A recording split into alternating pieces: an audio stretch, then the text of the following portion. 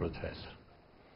Allora, eccoci ritornati negli studi di TV7 Match. Allora, parliamo di violenza di genere, di femminicidi, ma non solo di questo, parliamo anche di violenza un po' più in generale. Un tema di cui si dibatte da tanto tempo, i numeri purtroppo sono impietosi e di questo ne ha parlato appunto proprio oggi in apertura nella seduta a Montecitorio Roberto Giachetti e sentiamo allora che cosa ha detto ai neodeputati. Ringrazio infine questa Assemblea sovrana, le elette e gli eletti, chi varca per la prima volta la soglia di quest'Aula e chi la ricalca, e vi rivolgo il mio augurio più sincero di buon lavoro. A tale riguardo è doveroso constatare per questa legislatura una maggiore presenza di donne e giovani parlamentari rispetto alle precedenti. Tuttavia, in riferimento alla presenza femminile in particolare, il percorso non è compiuto. Dobbiamo lavorare ancora e meglio per raggiungere traguardi più ambiziosi. E a proposito di donne, colleghe e colleghi, pur nel rispetto delle autonome scelte che il Parlamento dovrà assumere nel tempo avanti a noi, lasciatemi rivolgere l'auspicio che sul tema del femminicidio, che sta divenendo una vera emergenza nel nostro Paese, tutti, ma davvero tutti, ci si impegni a realizzare ulteriori interventi legislativi volti non solo alla repressione, ma anche e soprattutto alla prevenzione del fenomeno. Ma non basta. C'è un evidente problema culturale ed è arrivato il momento che noi, mi rivolgo a noi, colleghi uomini, ce ne assumiamo la responsabilità con la consapevolezza di quanto sia indispensabile un nostro impegno, diretto e in prima linea in qualunque situazione esercitiamo la nostra volontà. Ecco, queste le parole dunque di Giachetti. Parole? Ne abbiamo sentite tante, no? Tante buone intenzioni. Cosa dice Barbara Baculana? Beh, le parole sono importanti intanto, quindi partire da dei concetti, metterli lì, per esempio mi colpisce nel discorso del Presidente la parola prevenzione, perché sicuramente emergono i femminicidi purtroppo troppo tardi, quando non si può far nulla, emergono segnalazioni delle violenze, ma c'è tanto sommerso, ci sono tante situazioni che non vengono a galla e di cui non sappiamo niente, forse anche perché non sanno dove trovare aiuto, lì dove appunto i centri, i servizi funzionano meglio, anche grazie alle campagne in materia di comunicazione, il tutto emerge, ma lavorare in chiave preventiva credo per tutti noi che ci occupiamo di violenza è una delle soluzioni a cui tendere, sicuramente. Patrizia Zanzadeschi, voi raccogliete le denunce oppure accompagnate anche chi subisce violenza, soprusi o quant'altro anche in un percorso tra virgolette di, come possiamo definirlo, recupero personale, così? Cioè voi seguite le persone, no? Le donne un percorso di uscita dalla violenza, questo è nei vari percorsi che le donne intraprendono. Noi siamo, appunto, come tutti i centri antiviolenza nel nostro paese, siamo il punto in cui un punto di arrivo per molte donne che magari hanno cercato altre possibilità, altre modalità per uscire e non ci sono mai riuscite. Ecco, sono aumentate le donne che si rivolgono a voi, i numeri sono le cresciuti? Donne che si rivolgono a noi crescono ormai con una regolarità negli ultimi anni, circa il 20% ogni anno. Da 2 anni ci siamo assestati intorno alle 900 donne che si rivolgono ai nostri centri. Noi abbiamo 4 centri in tutta la provincia e 2 sportelli appena aperti, sempre legati al centro antiviolenza. Ogni anno chiedono aiuto 900 donne, di queste 900 circa 600 intraprendono dei percorsi veri e propri.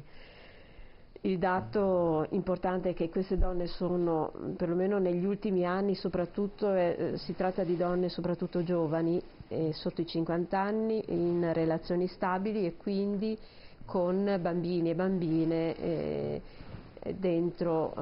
che sono vissuti dentro questa relazione. Certo, dottor Bottacin, perché c'è sempre stata questa difficoltà da parte della donna nel denunciare, no? A volte, ancora adesso, no? Si sente di persone che subiscono maltrattamenti fino poi ad arrivare anche a fatti eclatanti, no? E si dice ma non poteva prima, non... C'è sempre un pregresso culturale. La donna è stata reificata per centinaia d'anni. La donna era un oggetto, strumento sempre del potere maschile. Adesso, dal mio punto di vista, stiamo superando, purtroppo con violenza, questa cultura, perché nascerà, sono certissimo, qualcosa di paritetico fra il maschio e l'altra parte del pianeta che ognuno di noi ha dentro, credo che possa fertilizzarsi proprio nella condivisione, nell'essere bene insieme. Borile, da un punto di vista, diciamo così, storico, le cose sono cambiate o mantengono una situazione analoga a quella di, parlo qualche decennio fa? Allora, sicuramente sono cambiate. Ricordiamoci però che negli anni '80, per esempio, visto che io mi occupo di violenza culturale, c'era in Italia il delitto d'onore, esisteva ancora il delitto d'onore. Che cos'era il delitto d'onore? Era la possibilità di avere delle attenuanti nel momento in cui un uomo arrecava danno, violenza, se non addirittura omicidio nei confronti di una donna che era stata in un determinato momento colta ad essere protagonista di una condotta inappropriata. Ecco, quindi stiamo parlando degli anni '80 in Italia. Noi oggi ci meravigliamo culturalmente perché riteniamo che alcune culture apparentemente lontane dalle nostre, che legittimano molto spesso anche delle violenze intrafamiliari. Io quando parlo di violenza cerco sempre di inquadrarla attraverso in un'ottica multifattoriale.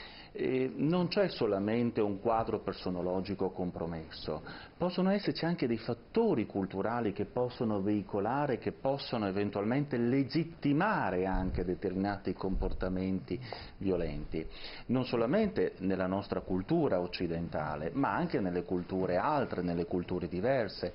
Noi se apriamo i quotidiani, se leggiamo i telegiornali o se ci colleghiamo ad internet, non c'è giorno in cui non leggiamo violenze intrafamiliari o donne che vengono infibulate, milioni di donne, o delle spose bambine. Lì è, attenzione, una violenza che molto spesso viene legittimata, viene sostenuta, viene anche condonata dalla collettività.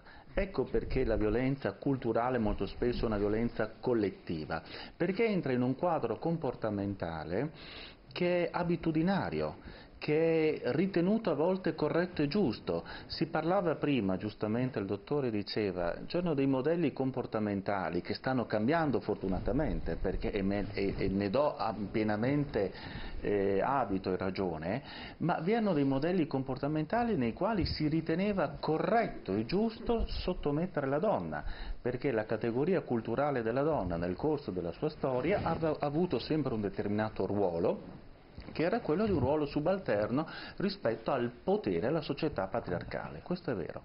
Certo. Allora, sì, ne abbiamo contezza anche nel Vangelo, quando Maria Maddalena sta per essere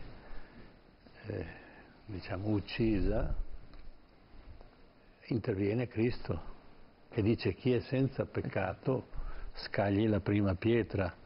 Ed erano uomini quelli che lanciavano i sassi contro Maria Maddalena. E quindi sta dicendo: voi uomini commettete gli stessi errori della donna, perché nel concetto allora era che la donna se commetteva determinati errori era criminale, l'uomo invece no. E questa usanza poi durò per millenni. Il Medioevo la donna era priva dell'anima, l'uomo aveva l'anima. Fino alla fine del Settecento c'era la convinzione che la donna portasse in grembo il figlio del marito, dell'uomo, cioè non c'era il concetto di concepimento. Nell'atto sessuale veniva immesso nella donna un bambino da parte dell'uomo. L'uomo era il procreatore, la donna era quello che fanno adesso i canguri, no? Aveva il marsupio e faceva crescere il bambino. Questa era la convinzione, per cui era un mezzo, non era il fine della procreazione. È cambiato anche nella scienza questo sviluppo. Ma possiamo passare invece, cogliendo l'esempio che ha portato il professore, vediamo proviamo a vedere un po' come siamo classificati. Divorzio all'italiana. No, non ce l'abbiamo il divorzio all'italiana. Non ce l'hai? No, non ce l'abbiamo il divorzio all'italiana, perché ha parlato giustamente di, il professor Case fa riferimento a un film con Manfredi e... chi era? Sandrelli. Stefania Sandrelli. Vabbè. Non ce l'abbiamo, quindi passiamo oltre. Andiamo oltre. No, invece vediamo un grafico, pensavo facessi riferimento ad un grafico relativo a chi è che compie la violenza, chi è l'autore della violenza sulle donne. Allora vediamo il grafico, vediamo se eccolo qua. Allora vediamo, qui c'è un grafico che va dal 2007 al 2016 e vediamo che mediamente col passare degli anni, ma insomma la percentuale è variata non di molto, la maggior parte nel 51%, 50-51% è il partner o un ex partner. In questo caso qui stiamo parlando di omicidi. Un altro parente, quindi un altro membro della famiglia, nel 22%, sto leggendo i dati del 2016, e poi un'altra figura, il 26,8%. Allora gli omicidi dunque, quindi i femminicidi, sostanzialmente vengono compiuti da persone dell'ambito familiare. Allora, questo che cosa denota? Denota un problema di rapporto, un problema comportamentale dell'uomo. Io farei intervenire il dottor Bottaccini su questo. Io credo che sia un problema estremamente semplice da capire. Ci sono delle persone che non diventano persona, restano fermi a certe fasi dell'età, delle varie età, anche in senso psicoanalitico. Per esempio, se un soggetto non supera la fase di onnipotenza, avrà sempre dei problemi con la realtà, perché non è riuscito a costruire in se stesso il valore della realtà. Quando io resto fermo a certe strutture di tipo di personalità egocentrica, io non riesco a interagire con l'altro. Il discorso che avevo accennato all'inizio. L'altro è una mia cosa e questa cosa nessuno me la toglie, e guai che la cosa abbia capacità di uscire da me. Ecco, Zantedeschi si riconosce in questa lettura, in parte da quella che è la sua esperienza diretta, chiaramente. Sì, allora i due discorsi dei miei vicini vanno integrati, nel senso che sicuramente questa analisi si può fare per gli uomini, perché stiamo parlando non di soggetti in generale, ma di uomini. I dati, se guardiamo i dati, chi è che uccide le donne, chi è che maltratta le donne, chi è che violenta le donne, sono gli uomini. Sì, ma della sfera della famiglia, questo intendo dire, questo no? è l'altro, ecco, però su questo io infatti ho apprezzato molto le parole di Giachetti, che ha fatto ha chiesto a tutti i suoi colleghi maschi, senza distinzione in questo caso di partito, di riconoscersi nella necessità di prendere consapevolezza che si tratta di un problema nella relazione fra gli uomini e le donne, non in generale. Poi sicuramente a livello personologico, a livello psicologico, non direi psicopatologico perché siamo in un'altra sfera, sicuramente possiamo fare tutte queste distinzioni e questi approfondimenti, ma i numeri ci dicono che abbiamo un problema che riguarda gli uomini e le donne, perché le donne sono le vittime e gli uomini sono coloro che agiscono la violenza. I dati sui reati in Italia sono tutti in discesa, per fortuna. Cioè, quindi insomma, diciamo la situazione migliora, anche se gli possibile. omicidi, non la situazione delle violenze sulle donne, tantomeno quella della violenza dentro le relazioni intime, dentro la famiglia. Proprio quest'anno abbiamo iniziato malissimo, perché i dati sul femminicidio sono molto più alti per ora, speriamo che sì, siamo 17 vittime se non sbaglio. Esatto, no? E quindi una ogni 60 ore.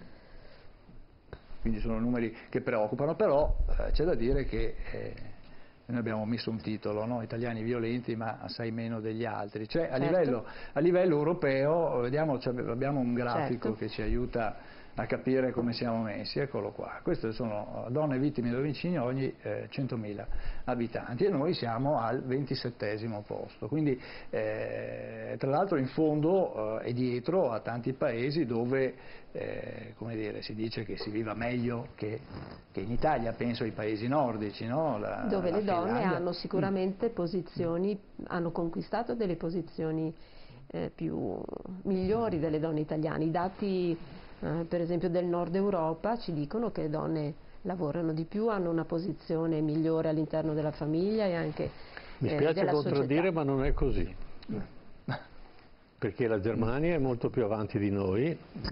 Adesso noi abbiamo tolto una parte perché altrimenti la grafica era illeggibile a casa, quindi non sono 27 posti, noi siamo al 20° posto, in realtà abbiamo avvicinato e compresso, ma il Regno Unito è peggio di noi, per esempio. Sì, questo diciamo stavo dicendo esattamente questo, che nonostante la Svezia è peggio di noi. le donne abbiano in questi paesi una buona posizione di tipo sociale, hanno comunque un problema di violenza più alto del nostro. Questo stavo dicendo. Sì, e quindi che è incomprensibile. allora giustamente quell'intervento che è la trasmissione che noi facciamo perché si abbassi a questo livello di violenza è incomprensibile, cioè è parzialmente comprensibile. Allora il possesso del maschio nei confronti della femmina, lasciamo stare donne e uomini, è un fenomeno biologico. Lo vediamo nel branco di leoni piuttosto che negli elefanti, piuttosto che la maggior parte delle specie animali. Che ci sia anche nell'uomo, questo è fuori dubbio.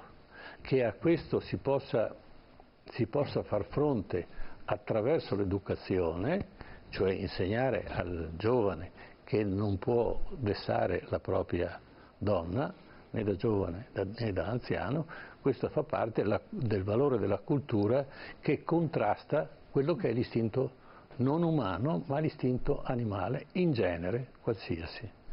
Poi ci sono comportamenti nel mondo animale di coppia fissa, per esempio il pesce spada, per esempio l'anatra selvatica, l'anatra che maschio e femmina stanno assieme, si accoppiano alcuni generi di... Alcune sì, alcune no. Alcune no, e il problema è questo, che il maschio è legato alla femmina se perde, quindi il maschio muore se perde la femmina, se la femmina perde il maschio, la femmina si accoppia con un altro maschio. Questo è un fenomeno biologico. Naturalmente noi siamo esseri umani, quindi abbiamo la ragione, noi la capacità di poter modificare. Di natura con la cultura. Sì, sarebbe interessante vedere anche i maschi vittime di omicidio. da parte di donne. Della donna. Il processo di onnipotenza riguarda sia maschietti che femminucce. Certo. Di questo non abbiamo contezza, se lei, dottore, ci può... Credo siano insignificanti i dati. Io sarei estremamente felice, perché allora vuol dire che nell'educazione parentale la donna riceve qualcosa che il maschio non riceve se resta fermo nel senso di onnipotenza. E la donna invece viene educata subito al principio di realtà. E la realtà qual è? Se poi viene cosificata, viene reificata, viene violentata. Ecco. No, ma credo che meriterebbe qualche riflessione, ma... Il professor Borile ci può confortare sulla violenza della donna nei confronti del maschio o non ha dati? Allora, i dati sono sicuramente inferiori rispetto Certo. ai femminicidi, questo va detto, anche perché l'uomo tende a non denunciare la violenza.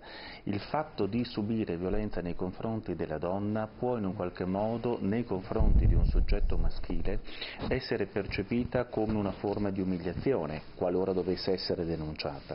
I casi, io me ne sono occupato un paio di anni fa, se devo essere sincero, su questo argomento, e c'erano dei casi significativi, sebbene pochi sono le strutture che accolgono anche e che ascoltano gli uomini vittime di violenza da parte di donne, ecco, non di omicidi, ma parlo di violenza nei confronti di soggetti maschili.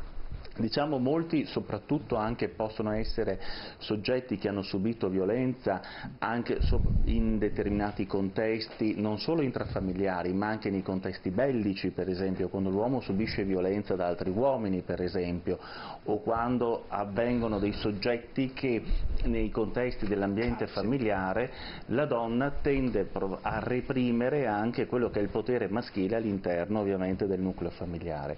Quello che va detto è che c'è un altissimo numero oscuro, quindi non conosciuto, di soggetti maschili che subiscono violenza perché l'uomo tende a non denunciare questa forma di violenza e non la denuncia molto probabilmente per una questione anche di orgoglio.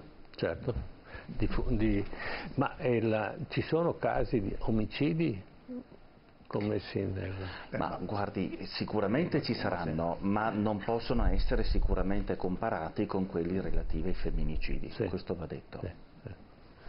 Certo. Ma Tra abbiamo l'altro anche un esempio anche le donne non denunciano e non dicono la violenza, infatti di fenomeno sommerso si parla, tant'è vero che c'è la necessità, almeno negli ultimi 10-15 anni, l'abbiamo sentita anche noi in Italia, di fare ricerche per capire la dimensione del problema della violenza sulle donne, anche perché fino a pochi anni fa si pensava che fossero reati minori, che fosse una realtà che riguardava solo alcuni settori disagiati della popolazione. Le ricerche dell'Istat ci hanno detto che il panorama è piuttosto preoccupante, stiamo parlando di 3 donne su 10, quindi il fenomeno sono 7, mi pare, su 10 le donne che, su 100 le donne che fanno emergere la violenza e quindi la denunciano o la dicono a qualcuno. Stiamo parlando di numeri molto, molto piccoli rispetto a quelli che le donne che vediamo noi, le donne che parlano. Per una donna ammettere di subire violenza dal proprio marito o compagno è una cosa devastante sul piano personale, umano, credo che sia comprensibile. Ecco, il fattore economico quanto gioca a sfavore della donna in questo caso, Barbara Macola? Il fattore economico. Cioè, rispetto alla violenza in generale credo sia più titolata Patrizio Zantedeschi a parlarne. Sì. Sicuramente però ecco, dal nostro osservatorio, noi che come Associazione Mimosa e Cooperative Equality ci occupiamo di donne vittime di tratta, cioè donne vittime di un reato, quello appunto che prevede il reclutamento, il trasporto e lo sfruttamento di esseri umani a scopo di sfruttamento sessuale o lavorativo, dell'accattonaggio o eventualmente l'impiego nell'economia illegale. Sicuramente quindi c'è un aspetto economico sicuramente. Certo. No, sicuramente è quello che spinge tanti esseri umani a cambiare le loro condizioni di vita e li rende anche vulnerabili, insomma, rispetto alla situazione di partenza, quello che incontrano e alle situazioni a cui, ecco, sottostanno, che sono situazioni sicuramente di sfruttamento. E dall'esperienza nostra, al di là delle situazioni di tratta, ma altre situazioni che abbiamo intercettato e poi inviato, perché c'è una stretta collaborazione tra le organizzazioni di Patrizia Zantedeschi e la mia, il fatto di essere straniere, per esempio, in Italia con una rete sociale molto limitata e con una comunità che potrebbe essere giudicante nei tuoi confronti, se eventualmente segnali o denunci una situazione, può essere un deterrente, cioè può essere il motivo per cui molte persone non si rivolgono ai centri, non si rivolgono ai servizi, non denunciano la loro situazione, anche per paura di rimanere ma anche queste sono vittime, anche queste, la maggior parte di queste sono vittime. Certo. Quindi è una violenza nei confronti delle donne che può arrivare anche all'omicidio, e queste sono vittime di quelli che le sfruttano. E nel caso delle vittime di tratta, sì, le vittime di tratta sono vittime di un reato, i reati sono riferiti al nostro codice penale, l'articolo 600 e 601, che dice che è punibile. E quindi spesso sono anche sequestrate. Sì, per essere vittima di tratta una persona devono esserci questi tre elementi: il reclutamento, il trasporto e lo sfruttamento nel paese, diciamo, di destinazione, e il tutto avviene attraverso violenze, sì, ma durante minacce. lo sfruttamento sono sequestrate, non sono libere, la maggior parte. Non possono scappare. Questa è una domanda, nel senso, un'ottima domanda, nel senso che spesso ci troviamo a dover spiegare che la vittima di tratta è una vittima di violenza, la tratta, lo sfruttamento sessuale è una forma di violenza di genere, no? Quanto la persona sia consapevole di essere vittima e come lei si rappresenti, questo è un altro tema, nel senso che le organizzazioni criminali dedite allo sfruttamento sfruttano anche situazioni di vulnerabilità e di necessità anche economica di queste persone, e quindi magari di fatto non le tengono incatenate, no? Ma le minacce su di sé o sulla propria famiglia d'origine, o i riti voodoo di magia nera nel caso di giovani donne nigeriane che vi credono, insomma, quindi temono di disattendere le organizzazioni criminali, possono essere potenti come dire il sequestro che lei citava, ecco, cioè può esserci una questione psicologica. Mi permetto di intervenire perché ha toccato un tema a me molto caro a livello etnopsichiatrico, cioè come determinati riti che vengono compiuti, realizzati nel paese di origine, abbiano di fatto una forma di penetrazione, di convincimento e di obbligo, se non di ricatto morale.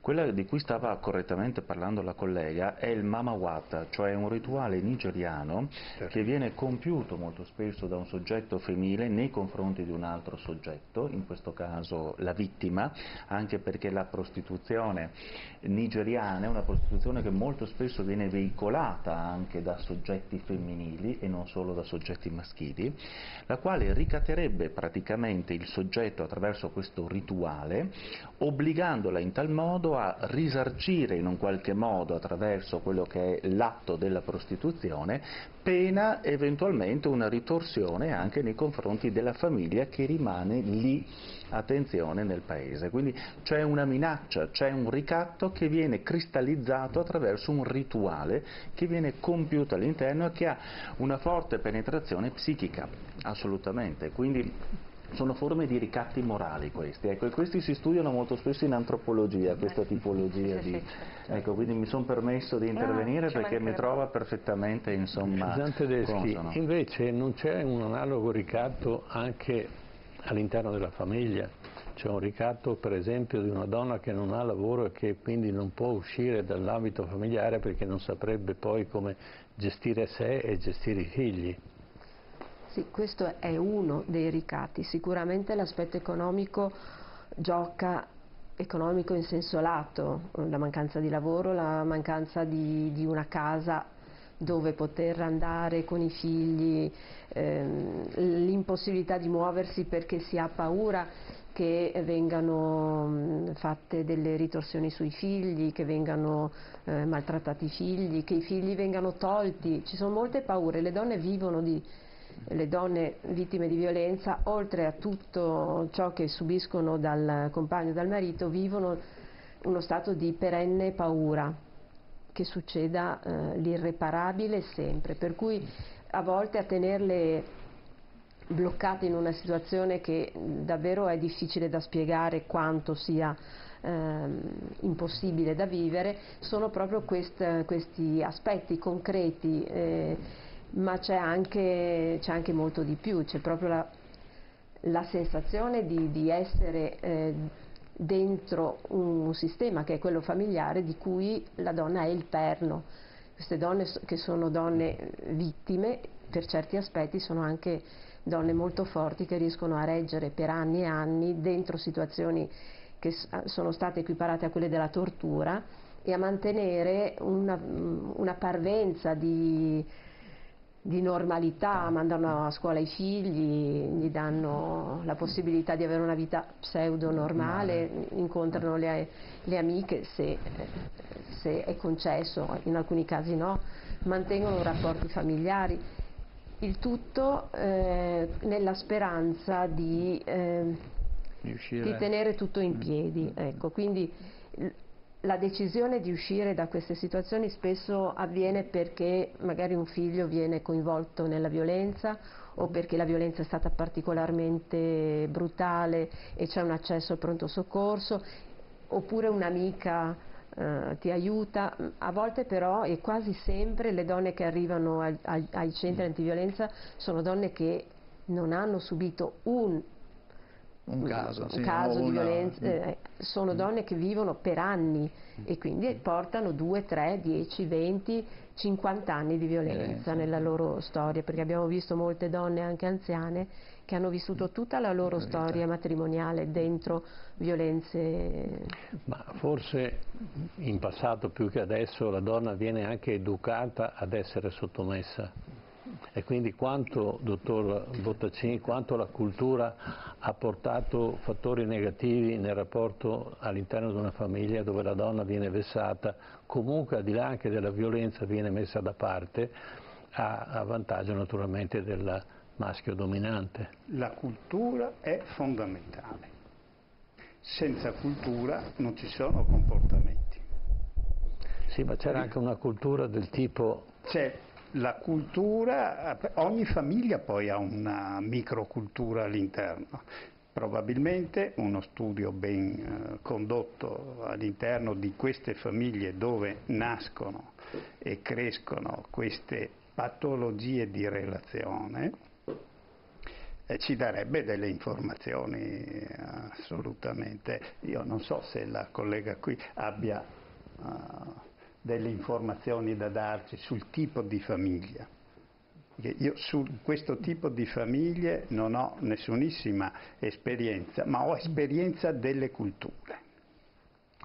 Ma io vorrei sintetizzare un millennio di eventi e di evoluzione della donna. Io credo che la donna, appunto partendo dall'epoca medievale, dell'alto medioevo, la donna era priva dell'anima, poi naturalmente... Ma un santo l'ha ben definito, priva d'anima. Sì, e poi invece il vantaggio era che la donna avesse l'anima perché altrimenti veniva allontanata dall'ambito ecclesiastico, dall'ambito diciamo religioso e quindi fu assorbita in questo senso. Ma sicuramente la donna, la prima donna che rivendicò lo stato di essere donna fu Eleonora d'Aquitania, quella che iniziò il dolce stil novo, il dolce nuovo che poi si appella anche il buon Dante Alighieri con tanto gentile e tanto onesta pare, e viene iniziato da una donna, ed è Eleonora d'Aquitania, perché torna, quindi è succube della sua cultura, ma va a fare la seconda crociata con suo padre, e quando torna e porta in Europa una cosa che era vietata: gli strumenti musicali erano vietati dalla religione cristiana romana. E quindi si cominciano a raccontare le cose e la donna incomincia a prendere una figura diversa all'interno della società, grazie proprio a Eleonora d'Aquitania, che poi è madre di Riccardo Cuor di Leone, di Giovanni Senza Terra e di altre figure, per esempio un'altra Giovanna che è la figlia che si sposerà con i D'Aggiò. Un'altra figura che esplode, e siamo ormai alla fine del Medioevo, è Isabella di Spagna, no? È una donna fantastica che riesce a prendere in mano le redini di una nazione e costruire in mala maniera, perché si fece una guerra contro e rimese in piedi una nazione che oggi si chiama Spagna. E così molte altre figure femminili. Ma io vi ricordo anche che, per esempio, il rito tuttora vigente di portare la giovane sposa, prendere la mano, il genitore che prende la mano della giovane sposa, la porta davanti all'altare e la porge al marito, è un atto di sottomissione. La donna è priva di intendere, di volere, quindi il genitore maschio la possiede, in senso naturalmente culturale, e poi la porta davanti all'altare e senza soluzione di continuità cede la mano al futuro marito, che sarà colui che gestirà la vita della moglie. A quell'epoca la libertà, ammesso che la persona fosse ricca, la morte del marito poteva liberare e rendere indipendente la donna, perché lei ereditava naturalmente tutti gli averi del marito, e se si fosse sposata sarebbe diventata di nuovo succube, per cui la maggior parte dei casi le donne non si risposavano più, perché erano finalmente l'unico caso in cui la donna medievale rinascimentale è libera. Ecco, quindi noi ci portiamo una cultura antica, però talvolta non conosciamo le origini, quindi prendiamo l'atto come se fosse una cosa molto bella e simpatica, in realtà ha una origine drammatica. Ma adesso te la parola, caro Tullio. Certo. No, io volevo tornare un pochino più come dire, passare un pochino più alla pratica. Prima Patrizia Danteschi ha raccontato di violenze soprusi che si prolungano per anni. Ecco, dottor Bottacin, che cosa scatta nella testa di una persona che accetta per tutti questi anni una situazione così? Come si fa ad accettarlo? No, ma si strutturano delle forme di relazioni su base patologica e diventano anche modo di continuare ad esistere, annientandosi magari. Io credo che tutto quello che stiamo dicendo stasera, e mi riallaccio al nostro editore, che siamo in una fase dura, costosa sotto tutti i profili, umani soprattutto, in una fase evolutiva, nel senso che noi andremo verso relazioni diverse. Stiamo acculturando l'uomo, la donna, a interagire con cultura diversa. Parliamo sempre di qualcosa durante l'evoluzione.